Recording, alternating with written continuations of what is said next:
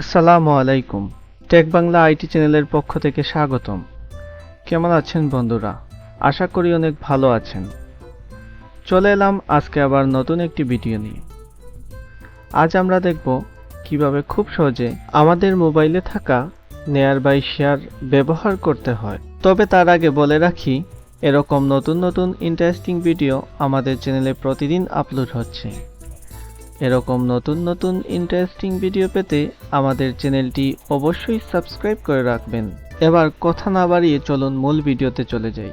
বর্তমানে সকল স্মার্টফোনেই নোটিফিকেশন বারের উপরে নেয়ার বাই শেয়ার নামে একটি অপশন রয়েছে, কিন্তু আমরা অনেকেই এই নেয়ার বাই শেয়ারের ব্যবহার জানি না। আপনাদের প্রায় সকলেরই হয়তো মনে থাকবে, আগে স্মার্টফোন ইউজ করার ক্ষেত্রে শেয়ার এইড একটি গুরুত্বপূর্ণ অ্যাপ ছিল।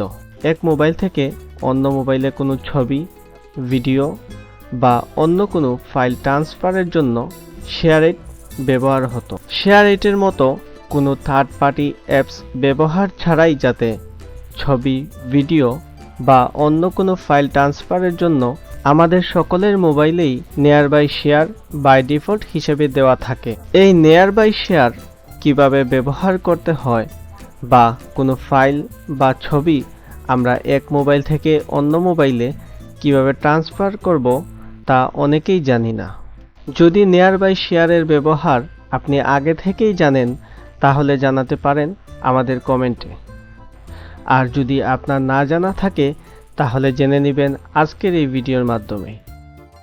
নেয়ার বাই শেয়ারের মাধ্যমে একটি ছবি শেয়ারের জন্য প্রথমে নেয়ার বাই শেয়ার অন করে তারপর ডান অপশনটিতে ক্লিক করলাম।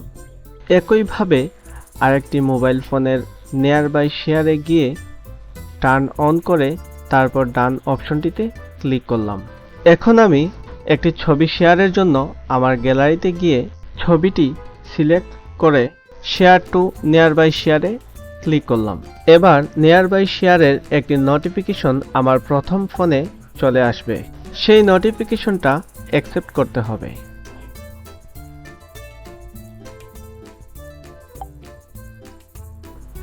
আমি নোটিফিকেশনটা অ্যাকসেপ্ট করে নিচ্ছি।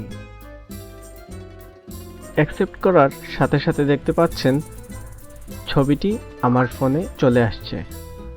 শেয়ার এইটের চেয়েও অনেক দ্রুত গতিতে নেয়ার বাই শেয়ারের মাধ্যমে আপনার ফাইল ট্রান্সফার করতে পারেন। আজকের ভিডিওটি ভালো লেগে থাকলে অবশ্যই লাইক করবেন, শেয়ার করতে পারেন প্রিয়জনের সাথে। কমেন্টে জানাতে পারেন আপনাদের মহামূল্যবান মতামত। আর আমাদের চ্যানেলটি এখনও সাবস্ক্রাইব করে না থাকলে সাবস্ক্রাইব করার অনুরোধ রইল। আজ এই পর্যন্তই। কথা হবে নতুন একটি ভিডিও নিয়ে। সেই পর্যন্ত সবাই ভালো থাকুন, সুস্থ থাকুন। আল্লাহ হাফেজ।